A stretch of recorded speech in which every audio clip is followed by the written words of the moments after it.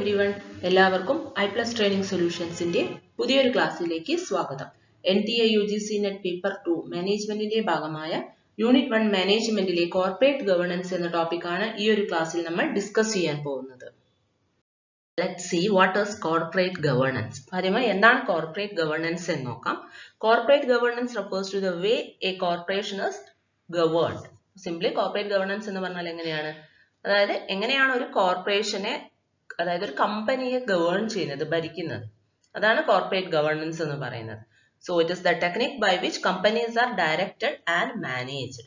കമ്പനീസിനെ direct ചെയ്യുകയും അതുപോലെ തന്നെ മാനേജ് ചെയ്യുന്ന ഒരു ടെക്നിക്കാണ് കോർപ്പറേറ്റ് ഗവേണൻസ് എന്ന് പറയുന്നത്. അപ്പൊ ഇവിടെ എങ്ങനെയാണ് കമ്പനിയെ മാനേജ് ചെയ്യേണ്ടത് അല്ലെങ്കിൽ ഡയറക്റ്റ് ചെയ്യേണ്ടത്? എപ്പോഴും കമ്പനി എന്ത് ചെയ്തിരിക്കണം? എൻഷ്യൂർ ചെയ്തിരിക്കണം എല്ലാ സ്റ്റേക്ക് ഹോൾഡേഴ്സിന്റെയും ഇൻട്രസ്റ്റ് പ്രൊട്ടക്ട് ചെയ്യുന്നുണ്ട് എന്നുള്ള ഒരു ഉറപ്പ് കമ്പനിക്ക് എപ്പോഴും ഉണ്ടായിരിക്കണം. അപ്പോൾ ആ ഒരു രീതിയിൽ അതായത് എല്ലാ സ്റ്റേക്ക് ഹോൾഡേഴ്സിന്റെയും ഇൻട്രസ്റ്റ് പ്രൊട്ടക്ട് ചെയ്തുകൊണ്ട് കോർപ്പറേറ്റുകളെ ഗവേൺ ചെയ്യുന്ന ഒരു രീതിയാണ് കോർപ്പറേറ്റ് ഗവേണൻസ് എന്ന് പറയുന്നത്. Okay, it means carrying the business as per the stakeholders desires. അപ്പോൾ സ്റ്റേക്ക് ഹോൾഡേഴ്സ് എന്ന് പറഞ്ഞാൽ എന്താണ്? ബിസിനസ്സിൽ ഇൻട്രസ്റ്റഡ് ആയിട്ടുള്ള പാർട്ടീസ്. അപ്പൊ ഈ എല്ലാ ഇൻട്രസ്റ്റഡ് ആയിട്ടുള്ള പാർട്ടീസിന്റെയും ഇൻട്രസ്റ്റ് പ്രൊട്ടക്ട് ചെയ്തുകൊണ്ട് അല്ലെങ്കിൽ അവരുടെ ഡിസയറിനനുസരിച്ചിട്ട് എന്ത് ചെയ്യുന്നു? കോർപ്പറേറ്റുകളെ ഗവേൺ ചെയ്യുന്നു. It is actually conducted by the board of directors and the concerned committee for the company's stakeholders benefit. അപ്പോൾ ഇത് carry out ചെയ്യുന്നത് ബോർഡ് ഓഫ് ഡയറക്ടേഴ്സും കൺസേൺഡ് കമ്മിറ്റീസുമാണ്. It is all about balancing individual and societal goals. അപ്പോൾ ഇവിടെ എന്താണ് actually നടക്കുന്നത്? Individual ഗോൾസും അതോടൊപ്പം എന്താണ് സൊസൈറ്റിക്ക് ബിസിനസിന്റെ സോഷ്യൽ റെസ്പോൺസിബിലിറ്റിക്കും ഇവിടെ ഇമ്പോർട്ടൻസ് കൊടുക്കുന്നുണ്ട്. അതുപോലെ തന്നെ economic social ഗോൾസിനും.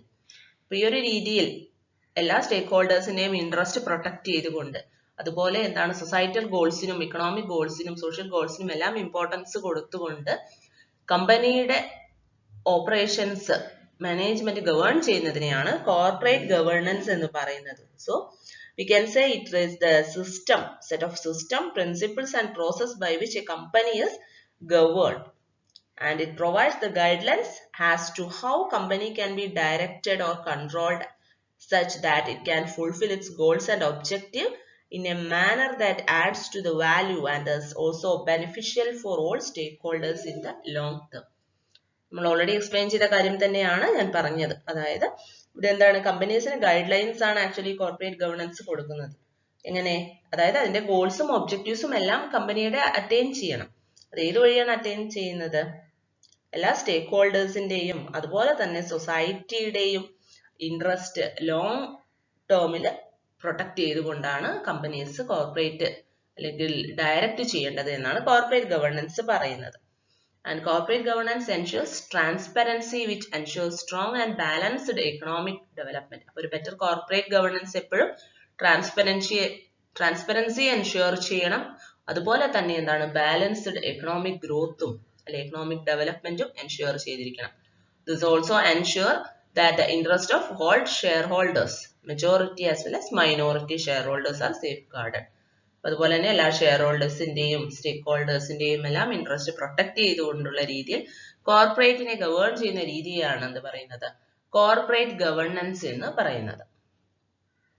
Next one is benefits of corporate governance. അപ്പൊ എന്താണ് കോർപ്പറേറ്റ് ഗവേണൻസ് എന്ന് നമ്മൾ പറഞ്ഞു അല്ലെ? കോർപ്പറേറ്റുകളെ ഡയറക്റ്റ് ചെയ്യും മാനേജ് ചെയ്യുന്ന രീതിയാണ് കോർപ്പറേറ്റ് ഗവേണൻസ് എന്ന് പറയുന്നത്. അവിടെ എല്ലാ സ്റ്റേക്ക് ഹോൾഡേഴ്സിന്റെയും ഇൻട്രസ്റ്റ് പ്രൊട്ടക്ട് ചെയ്തുകൊണ്ടായിരിക്കണം കമ്പനീസിനെ എന്ത് ചെയ്യേണ്ടത്? ഡയറക്റ്റ് ചെയ്യേണ്ടത് അല്ലെങ്കിൽ മാനേജ് ചെയ്യേണ്ടത്. ഇനി എന്തൊക്കെയാണ് ഈ കോർപ്പറേറ്റ് ഗവേണൻസിന്റെ ബെനിഫിറ്റ്സ് എന്ന് നോക്കാം. First, good corporate governance ensures corporate success and economic growth. അപ്പൊ നല്ലൊരു കോർപ്പറേറ്റ് ഗവേണൻസ് ആണ് ഉള്ളതെങ്കിൽ അത് തീർച്ചയായും കമ്പനിയുടെ സക്സസും അതുപോലെ തന്നെ എക്കണോമിക് ഗ്രോത്തും എൻഷുർ ചെയ്യുന്നു. Then strong corporate governance maintains investors' confidence, as a result of which company can raise capital efficiently and effectively. അതായത് നല്ലൊരു കോർപ്പറേറ്റ് ഗവേണൻസ് ആണെങ്കിൽ തീർച്ചയായും അത് ഇൻവെസ്റ്റേഴ്സിന്റെ കോൺഫിഡൻസ് മെയിൻറ്റെയിൻ ചെയ്യും അല്ലെ? അപ്പൊ അതുവഴി കമ്പനിക്ക് എന്ത് ചെയ്യാം? ക്യാപിറ്റൽ നല്ല രീതിയിൽ ക്യാപിറ്റൽ റേസ് ചെയ്യാൻ പറ്റും. Then it lowers capital cost. അതുകൊണ്ട് തന്നെ അത് ക്യാപിറ്റൽ കോസ്റ്റ് റെഡ്യൂസ് ചെയ്യുന്നു. Then there is a positive impact on share price. നല്ലൊരു കോർപ്പറേറ്റ് ഗവേണൻസ് ആണെങ്കിൽ നല്ല രീതിയിലുള്ള ഒരു ഷെയർ പ്രൈസ് എന്തിന് അവൈലബിൾ ആയിരിക്കും? കോർപ്പറേറ്റുകൾക്ക് അവൈലബിൾ ആയിരിക്കും. Then it provides proper inducement to the owners as well as managers to achieve objectives that are in interest of the shareholders and the organization. അതുപോലെ തന്നെ ഇത് എന്ത് ചെയ്യുന്നുണ്ട്, ഓണേഴ്സിനെയും മാനേജേഴ്സിനെയും ഒക്കെ ഓർഗനൈസേഷന്റെ ഒബ്ജക്റ്റീവ്സ് അറ്റൈൻ ചെയ്യാൻ വേണ്ടിയിട്ട് ഇൻഡ്യൂസ് ചെയ്യുന്നുണ്ട് നല്ലൊരു കോർപ്പറേറ്റ് ഗവേണൻസ് ആണെങ്കിൽ.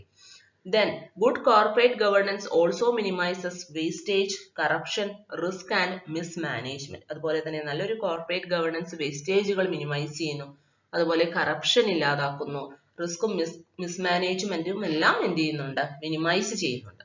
Then it helps in brand formation and development. അതുപോലെ നല്ലൊരു കോർപ്പറേറ്റ് ഗവേണൻസ് ഉണ്ടെങ്കിൽ നല്ലൊരു ബ്രാൻഡ് ഫോർമേഷൻ, കമ്പനിക്ക് നല്ലൊരു ബ്രാൻഡ് ക്രിയേറ്റ് ചെയ്യാനും അത് ഡെവലപ്പ് ചെയ്യാനും സാധിക്കും.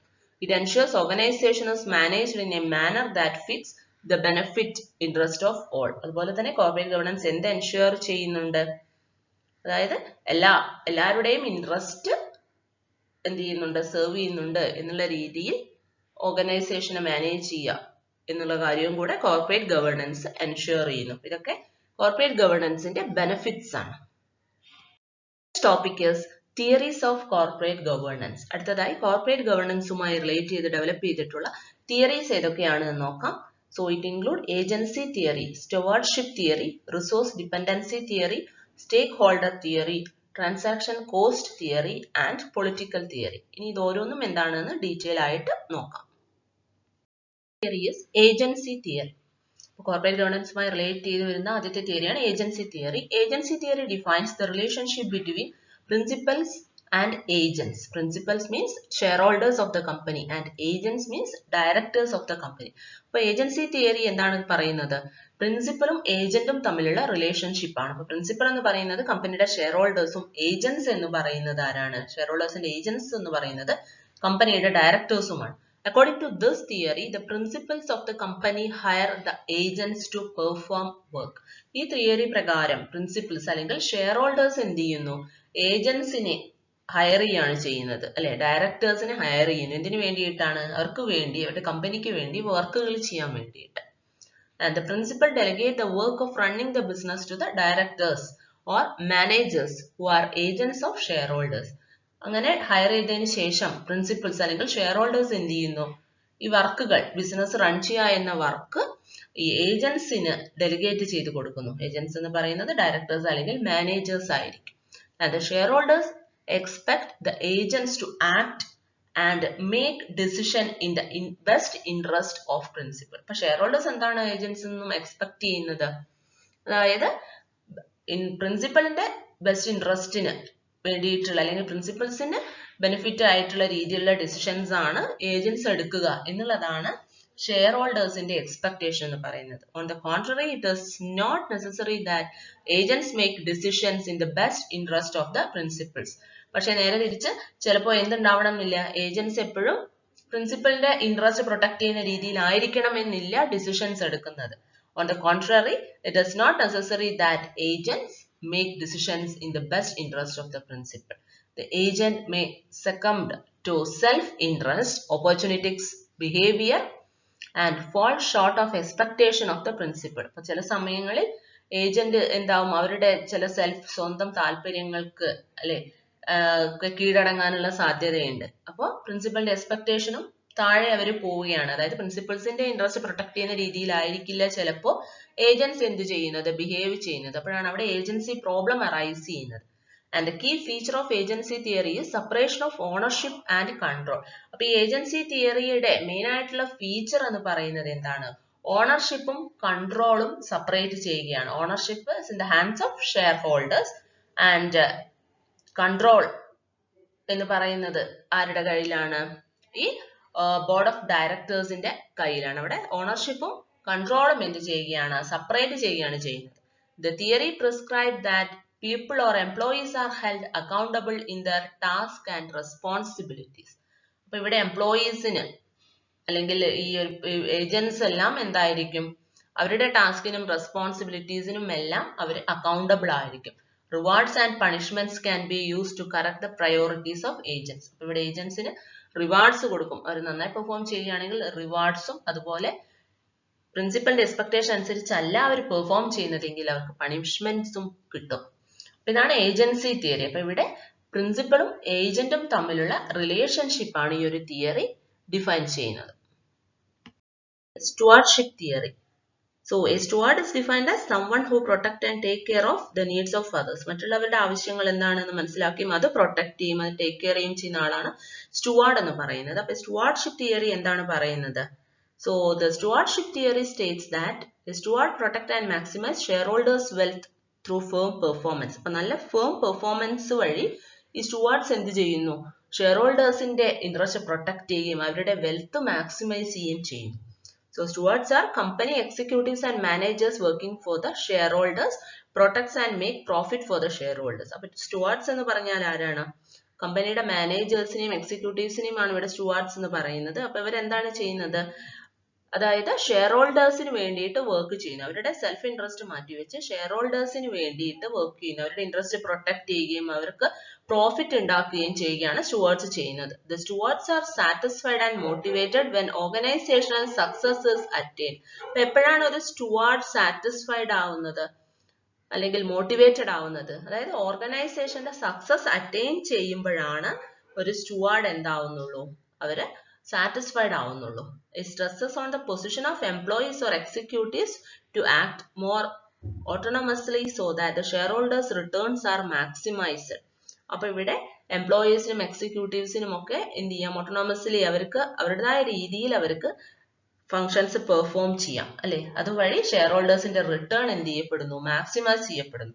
The employees take ownership of their jobs and work at them diligently.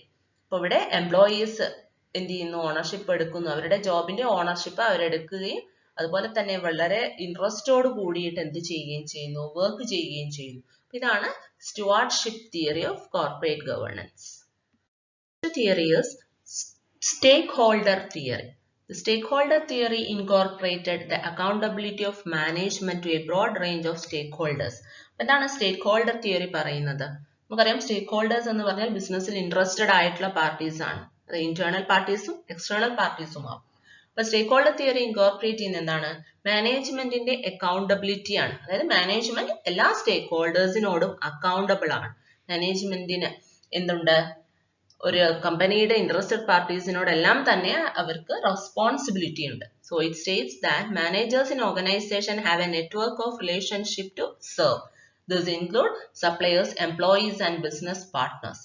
അപ്പോൾ ഇവിടെ പറയുന്നത് എന്താണ്? മാനേജേഴ്സ്, ഓർഗനൈസേഷനിലുള്ള മാനേജേഴ്സിന് എന്തുണ്ട്?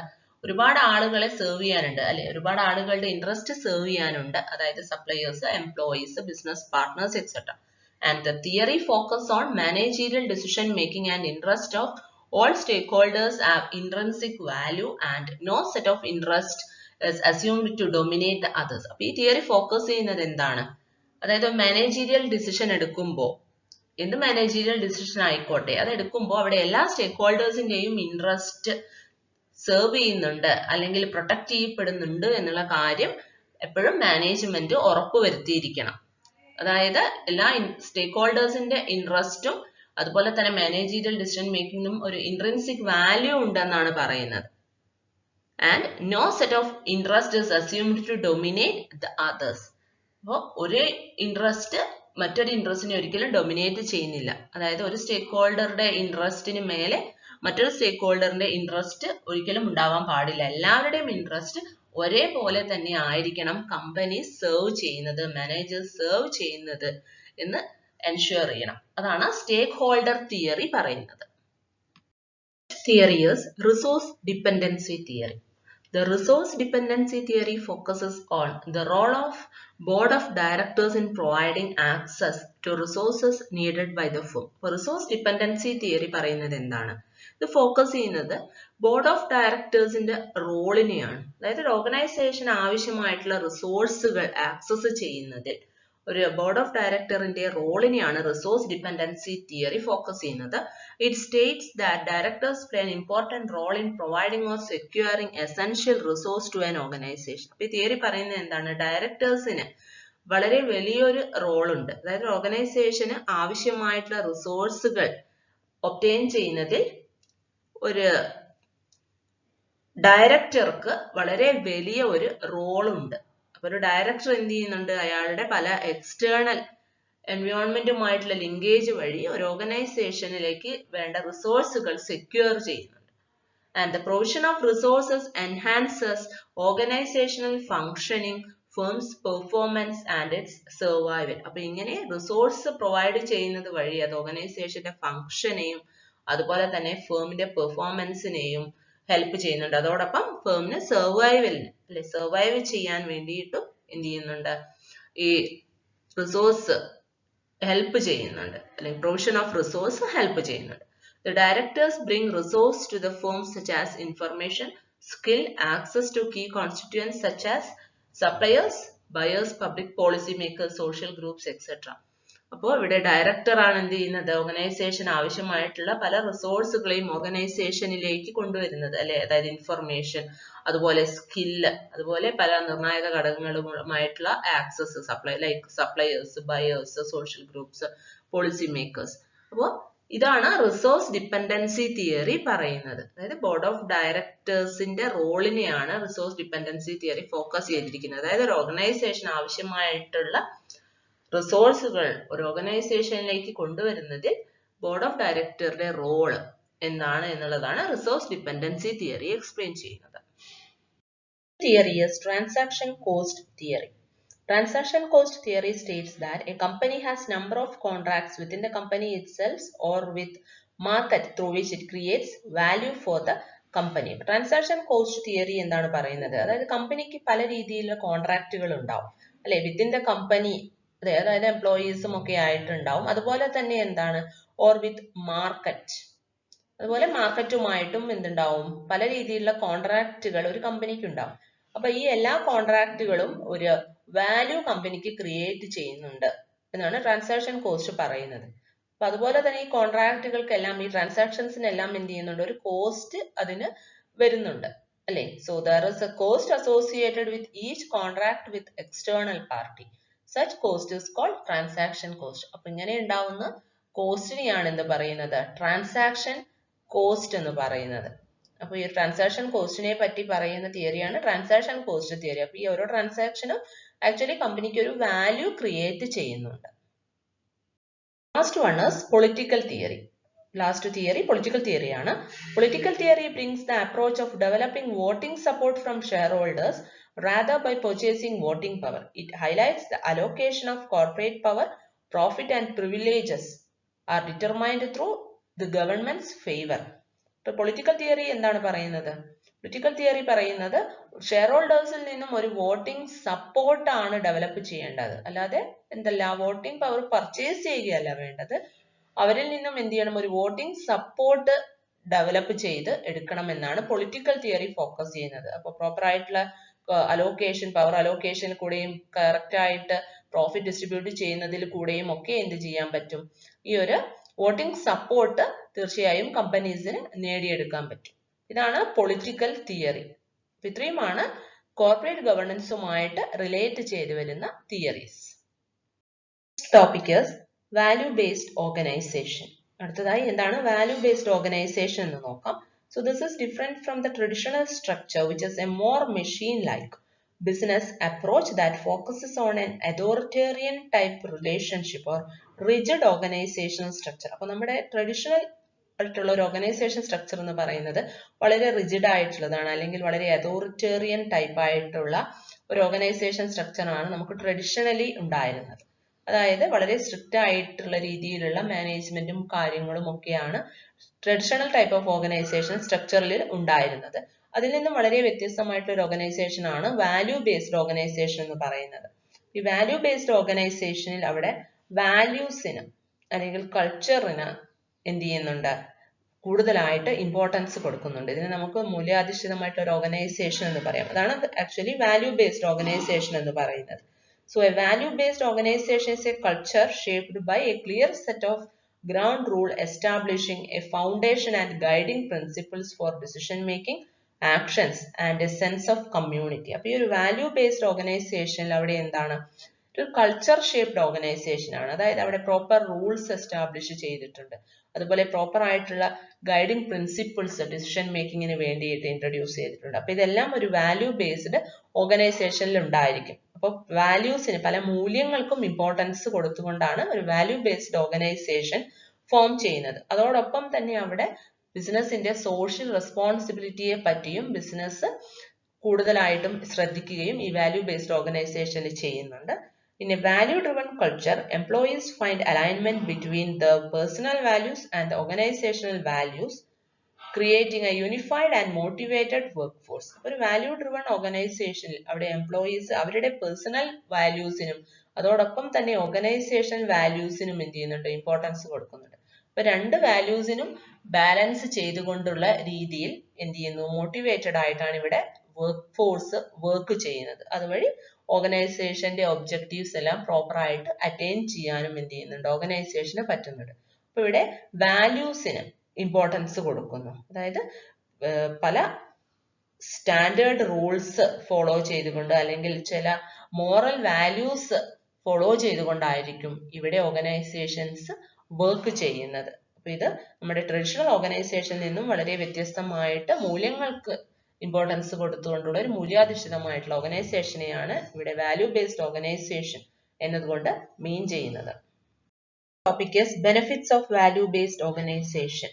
അടുത്തതായി എന്തൊക്കെയാണ് വാല്യൂ ബേസ്ഡ് ഓർഗനൈസേഷന്റെ ബെനിഫിറ്റ്സ് എന്ന് നോക്കാം. It's good for productivity. Value based organisation എന്താണെന്ന് നമ്മൾ പറഞ്ഞു അല്ലെ, വാല്യൂസിന് ഇമ്പോർട്ടൻസ് കൊടുക്കുന്നു. ചില മൂല്യങ്ങളിൽ അധിഷ്ഠിതമായിട്ടുള്ള ഒരു ഓർഗനൈസേഷൻ ആണ് വാല്യൂ ബേസ്ഡ് ഓർഗനൈസേഷൻ എന്ന് പറയുന്നത്. അപ്പൊ ഇങ്ങനെയുള്ള ഓർഗനൈസേഷൻസിൽ പ്രൊഡക്ടിവിറ്റി ഇൻക്രീസ് ചെയ്യാൻ ഇത് ഹെൽപ്പ് ചെയ്യുന്നുണ്ട്. കാരണം എന്താണ്, വർക്കേഴ്സ് വളരെ എൻതൂസിയാസ്റ്റിക് ആയിട്ട് വർക്ക് ചെയ്യുന്നു, അവരുടെ തമ്മിൽ ഒരു ടീം മൊറയിൽ ക്രിയേറ്റ് ചെയ്യപ്പെടുന്നു. So it's good for productivity. Then it makes for greater work relationship. അതുപോലെ തന്നെ ഈ ഒരു വാല്യൂ ബേസ്ഡ് ഓർഗനൈസേഷൻ എന്തിന് ഹെൽപ്പ് ചെയ്യുന്നുണ്ട്, നല്ലൊരു വർക്കിംഗ് റിലേഷൻഷിപ്പ്, അതായത് പ്രോപ്പർ ഇന്റേണൽ എക്സ്റ്റേണൽ കമ്മ്യൂണിക്കേഷനിൽ കൂടെ നല്ലൊരു വർക്കിംഗ് എൻവയോൺമെന്റ് എന്ത് ചെയ്യുന്നുണ്ട്, ക്രിയേറ്റ് ചെയ്യുന്നു. Then it empowers employees. എംപ്ലോയീസിനെ എംപവർ ചെയ്യുന്നു, അവരെ മോട്ടിവേറ്റഡ് ആക്കുകയും അതുപോലെ തന്നെ അവർക്ക് കോൺഫിഡൻസ് കൂട്ടുകയും ഒക്കെ ചെയ്യുന്നുണ്ട് ഈ value based organisation. Then it grows customer satisfaction. അതുപോലെ തന്നെ കസ്റ്റമേഴ്സിന് മാക്സിമം സാറ്റിസ്ഫാക്ഷൻ പ്രൊവൈഡ് ചെയ്യാൻ അല്ലെങ്കിൽ കസ്റ്റമർ സാറ്റിസ്ഫാക്ഷൻ എൻഹാൻസ് ചെയ്യാനും വാല്യൂ ബേസ്ഡ് ഓർഗനൈസേഷൻസ് ഹെൽപ്പ് ചെയ്യുന്നുണ്ട്.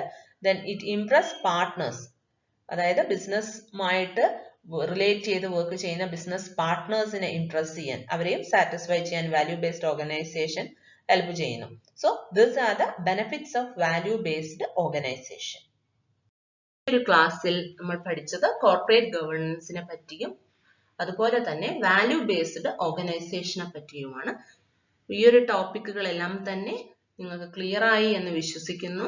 So thank you learners. See you in another class.